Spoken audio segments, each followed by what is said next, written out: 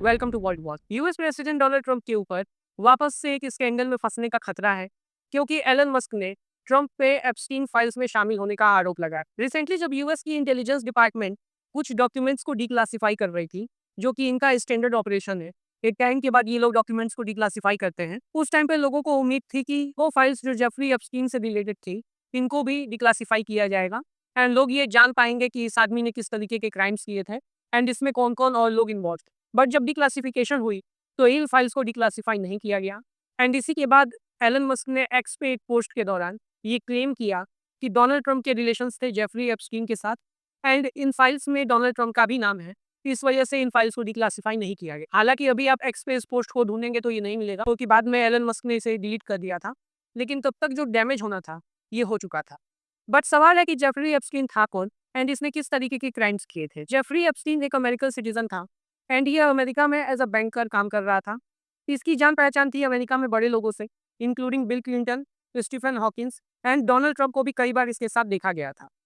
बाद में इसके ऊपर ह्यूमन ट्रैफिकिंग एंड बच्चों के साथ सेक्सुअल असॉल्ट का आरोप लगाया गया एंड इसी को लेके इसे जेल हुई थी, जहां 2019 में इसकी डेथ हो गई। तब से यूएस में इससे रिलेटेड फाइल्स को डिक्लासिफाई करने की डिमांड होती है एंड मस्क के ट्वीट के बाद वापस से ये डिमांड तेज हो गई है। रिसेंटली यूएस की डेमोक्रेटिक पार्टी ने एफबीआई चीफ कश पटेल एंड अमेरिका के जस्टिस डिपार्टमेंट से ये रिक्वेस्ट की कि जेफरी एप्स्टीन से रिलेटेड फाइल्स को डिक्लासिफाई किया जाए, ताकि सच पूरे अमेरिका के सामने आ सके कि इसके साथ कौन कौन लोग शामिल थे। अब इन फाइल्स को डिक्लासिफाई किया जाता है या नहीं ये तो बात की बात है, लेकिन एक बात जो कंफर्म है कि इस इशू को उठा के एलन मस्क ने एक बहुत बड़ा रिस्क लिया है। डोनाल्ड ट्रंप वो व्यक्ति है जो अपने ओपोनेंट्स को बिल्कुल स्पेयर नहीं करते। सेकेंड टर्म में जब से ये प्रेसिडेंट बने हैं, तब से ही वर्ल्ड लीडर्स को ओवल ऑफिस में लिटरली इनवाइट करके इंटरनेशनल मीडिया के सामने अनकंफर्टेबल करते हैं।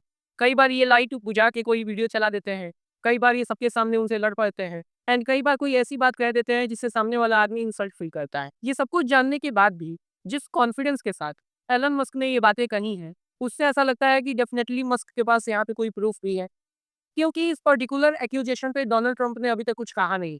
रिसेंटली जब ट्रंप से इलोन मस्क को लेकर सवाल हुआ, तो ट्रंप ने कैटेगोरिकली तो ये कहा कि मस्क के साथ जो भी रिलेशंस थे ये खत्म हो चुके हैं, लेकिन इस पर्टिकुलर एक्यूजेशन पे कोई बात नहीं की। बट अगर ये सारे क्लेम्स सॉल्व निकलते हैं, उस केस में एलन मस्क एंड उनकी कंपनीज के लिए एक बहुत बड़ी प्रॉब्लम हो जाएगी। जब से ये सब कुछ शुरू हुआ है, तब से टेस्ला के शेयर्स लगातार नीचे गिर रहे हैं एंड स्टारलिंक भी जो इंडिया में आना चाह रही थी, अब ऐसा लगता है कि जब तक ट्रंप है तब तक ये नहीं हो पाएगा।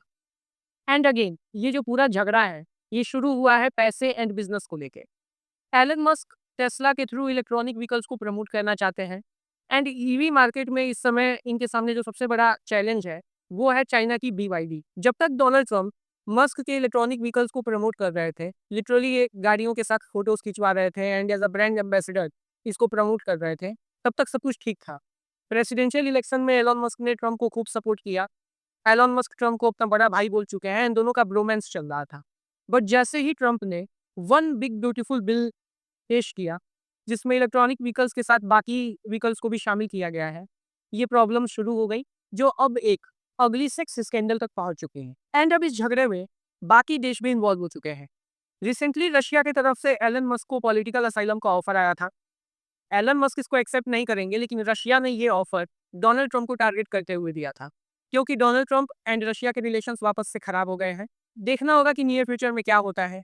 जो भी हो, एक बात कंफर्म है कि डोनाल्ड ट्रंप के ये 4 साल अमेरिका के पॉलिटिकल हिस्ट्री को चेंज कर देंगे। बस देखना ये है कि ये चेंज पॉजिटिव वे में होगा या कि नेगेटिव वे में। लिखिएगा अपनी राय कमेंट सेक्शन में, मैं जानना चाहूँगा। तब तक के लिए do like, share and subscribe to world watch.